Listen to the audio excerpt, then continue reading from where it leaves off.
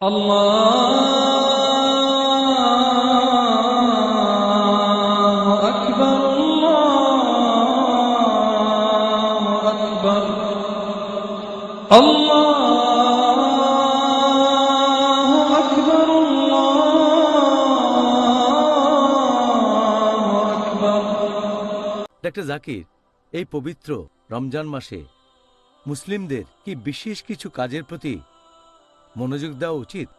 আর আমরা জানি যে দর্শকরা আপনার কাছ থেকে এটা জেনে দারুণভাবে উপকৃত হবেন যে এই মাসে তাদের কোন কাজটা করা উচিত, আর তারা এখন থেকেই রমজানের জন্য প্ল্যান করতে পারবেন। হ্যাঁ, আমার মতে এটা খুবই ভালো প্রশ্ন, কারণ বেশিরভাগ কাজের কথা আমরা হয়তো বলবো বিভিন্ন আলাদা এপিসোডে। আমি এখানে সংক্ষেপে কয়েকটা গুরুত্বপূর্ণ পয়েন্টের কথা এখন আলোচনা করব, কারণ বিস্তারিত বললে অনেক সময় লেগে যাবে। কয়েকটা গুরুত্বপূর্ণ পয়েন্ট মনে রাখতে হবে। যে 1 নম্বর, সেটা হলো নিয়ত। নিয়ত খুবই গুরুত্বপূর্ণ। রোজার এই নিয়ত হবে শুধুমাত্র আল্লাহ সুবহানাহু ওয়া তাআলার জন্য। কারো রোজা গ্রহণযোগ্য হওয়ার জন্য নিয়ত খুবই গুরুত্বপূর্ণ। নিয়ত এখানে খুবই গুরুত্বপূর্ণ, এটা ছাড়া কারো রোজা গ্রহণযোগ্য হবে না। 2 নম্বর, সেটা হলো রোজা সম্পর্কিত কিছু সুন্নত পালন করা। এ ব্যাপারে কয়েকদিন পরে বিস্তারিত আলোচনা করব। তবে এখানে একটা ব্যাপার বলি যে নবীর একটা গুরুত্বপূর্ণ সুন্নত হচ্ছে যে আমরা আমাদের সাহরি করব যতটা দেরিতে করা সম্ভব, তার মানে ভোর হওয়ার সামান্য একটু আগে, ফজরের নামাজের একটু আগে। আর আমরা আমাদের রোজা ভেঙে ফেলবো, ইফতার করব যত তাড়াতাড়ি সম্ভব, ঠিক সূর্যাস্তের পরপরই। এছাড়াও এই রহমতের মাসে আমরা খুব সাবধানে থাকব, সেই সব কাজগুলো থেকে বিরত থাকব যে কাজগুলো নিষিদ্ধ, যেগুলো হারাম, আর যেসব কাজ মাকরু।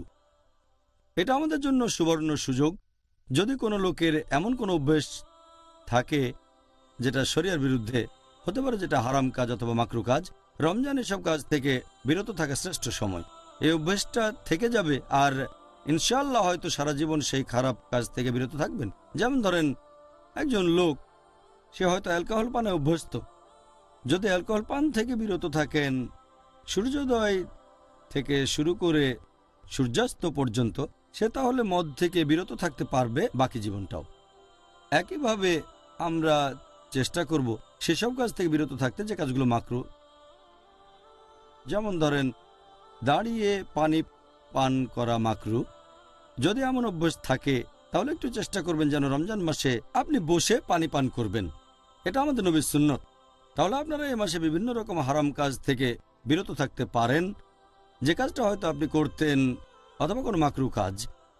এছাড়াও এই পবিত্র রমজান মাসে আপনি আমাদের নবী মুহাম্মদ সাল্লাল্লাহু আলাইহি সাল্লামের বিভিন্ন সুন্নত প্রয়োগ করতে পারেন আপনার দৈনন্দিন জীবনে। যেমন ধরেন হয়তো দাড়ি রাখলেন, অনেক মুসলিমই দাড়ি রাখে না। এটা সুন্দর মাস যখন নবীর সুন্নতগুলো মেনে চলতে পারেন। এছাড়াও নবীর সুন্নত বিভিন্ন রকম দোয়া, যখন বাসার ভেতরে ঢুকবেন, টয়লেট থেকে বের হবেন, তারপর কোনো কিছুতে ভ্রমণ করার সময় যে দোয়া করবেন, সুবহানাল্লাযী সাকলানা হাযা ওয়া কুন্না লাহু মুকরিনিন ওয়া ইন্না রাব্বিনা মুনকালিবুন। তাহলে এটা বেশ ভালো সময়। এই সময় যত বেশি সম্ভব নবীর সুন্নত পালন করে চলবেন যাতে সরল পথে থাকতে পারেন। এটা খুবই সুন্দর মাস। এ সময়ে আপনারা চেষ্টা করবেন নামাজ আদায় করার জন্য। শুধুমাত্র 5 ওয়াক্তের নামাজ নয়, এগুলো তো ফরজ, এছাড়াও বেশি করে নফল আর সুন্নত পড়ার চেষ্টা করে যাবেন। যদি জামাতে নামাজ পড়ার অভ্যেস না থাকে তাহলে জামাতে নামাজ পড়বেন, আর যত বেশি সম্ভব মসজিদে যান নামাজের জন্য। এ মাসে আপনারা চেষ্টা করবেন যেন তারাবি মিস না করেন। অনেকে মনে করে, আর কথাও সত্য যে এটা সুন্নত, তবে অনেকে মনে করে যেহেতু এটা সুন্নত তাই মিস করা যেতে পারে। তারাবি খুবই গুরুত্বপূর্ণ একটা সুন্নত, যদিও এটা ফরজ না। তারপরও মুসলিমদের এটা করা উচিত যে যতখানি সম্ভব তারা তারাবির নামাজ পড়বে, কারণ এখানে অনেক রহমত। তাহলে তারাবি অনেক গুরুত্বপূর্ণ, মুসলিমদের এটা মিস করা উচিত না।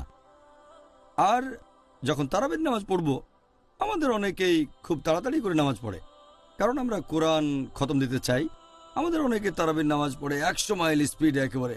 আমরা তারাবির নামাজ পড়ব ধৈর্যের সাথে, মাঝারি গতির সাথে, যাতে লোকজন বুঝতে পারে আল্লাহ আমাদের কি আদেশ দিয়েছেন। আর যদি সময় থাকে, যদি সম্ভব হয়, আমাদের ইতিকাফ করা উচিত শেষ 10 দিন। আর ইতিকাফের সময় আমরা মানুষজনের সাথে বেশি মেলামেশা করব না। অনেকে ইতিকাফের সময় মানুষের সাথে মেলামেশা করে থাকে, এতে করে ইতিকাফের উদ্দেশ্যটা পূর্ণ হয় না।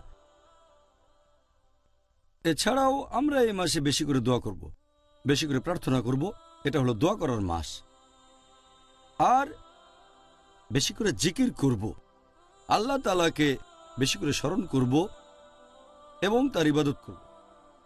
এই পবিত্র রমজান মাসে আমরা যত বেশি সম্ভব কোরআন শরীফ পড়ব। আর কোরআন আরবিতে পড়ার পাশাপাশি যদি আপনি আরবি ভাষা জানেন তাহলে কোনো সমস্যা নেই। যদি আরবি না জানেন তাহলে সেই ভাষায় পবিত্র কোরআনের কোনো অনুবাদ পড়েন যে ভাষাটা সবচেয়ে ভালো বোঝেন। যদি ইংরেজি ভালো বোঝেন ইংরেজিতে পড়েন, উর্দু ভালো বুঝলে উর্দুতে পড়েন, যেটা ভালো বোঝেন সে ভাষায় অনুবাদ পড়েন। তবে কোরআন পাঠ করার সময় এই জন্য অবশ্যই সওয়াব পাবেন। এ সময় কোরআনের অনুবাদটাও পড়তে হবে যাতে করে আল্লাহ সুবহানাহু ওয়া তাআলার নির্দেশগুলো প্রয়োগ করতে পারেন। যদি সম্ভব হয় প্রতি 7 দিনে একবার কোরআন পাঠ করেন, অথবা প্রত্যেক দিন অন্তত এক পারা কোরআন পড়েন, তাহলে এই রমজান মাসে অন্ততপক্ষে একবার পবিত্র কোরআন খতম দিতে পারবেন। এই মাসে যত বেশি সম্ভব আপনারা হাদিস পাঠ করবেন, তবে খেয়াল রাখবেন যেন সহিহ হাদিস পাঠ করেন।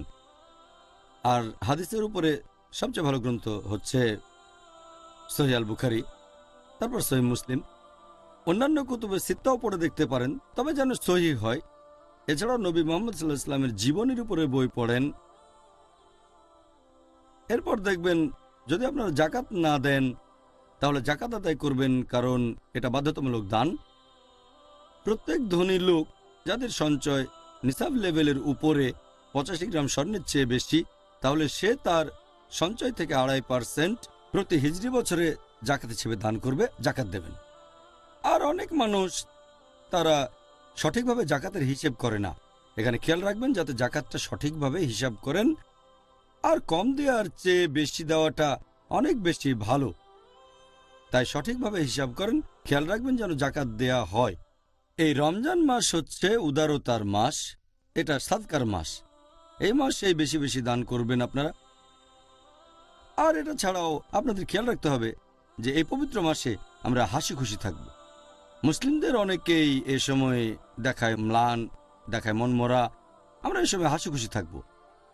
আর আমাদের পরিবারকে বেশি করে সময় দেব। অনেক সময় পরিবারকে অবহেলা করি, এ সময় খেয়াল রাখবো যাতে পরিবারকে বেশি সময় দিতে পারি আর এই সবগুলো কাজ করতে পারি একসাথে। এছাড়াও আমরা হুসনে সুলুক করব অন্যান্য লোকজনের সাথে। তার মানে এ সময় অন্য মানুষের সাথে কথা বলবো আমরা দয়ার সাথে, ভালোবাসা দিয়ে, যত্নের সাথে। যদি তারা কোনো ভুল করে তাহলে ক্ষমা করে দেব, যেহেতু এটা ক্ষমার মাস। আপনি কারো কাছে ভুল করে থাকলে তার কাছে ক্ষমা চাইবেন। আশেপাশের মানুষের সাথে মেলামেশা করবেন ভালোবাসা আর যত্নের সাথে। এছাড়াও করব তাফাক্কুর, তার মানে বিভিন্ন জিনিস বিবেচনা করা।